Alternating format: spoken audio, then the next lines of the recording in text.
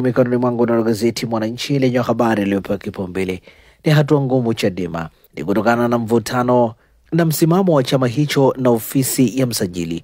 Wadau wa siasa waeleza kinachokwenda kutokea, athari zake, waonyesha njia ya kuondoa sintofahamu. Chadema yaita tena kamati kuu. Habari imeandikwa kwenye ukurasa wa 4. Habari picha inamuonesha Lissu pamoja na Jaji Mutungi.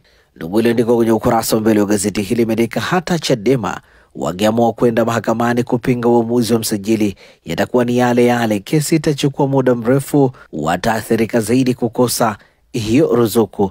Hii ni nukuu ya Profesa Mohamed Bakari. Dr. George Kahangwa nukuu yake anasema, tukiwa ndani ya mwaka wa uchaguzi mkuu, chama kikuu cha upinzani kwa muda mrefu kupata mapigo mfululizo ndani ya majira haya, unaweza kusema si bure, lazima kuna namna. Undani wa taarifa hii katika ukurasa wa 4. Gazeti hili limeandika mambo matatu kujiri leo CCM. Habari imeandikwa kwenye ukurasa wa 5. Mwili wa Sheikh Jabir ukutwa barabarani Zanzibar. Habari katika ukurasa wa 3. Gazeti limeandika kodi ya majengo sasa kuondolewa kwenye umeme. Habari imeandikwa kwenye ukurasa wa 6.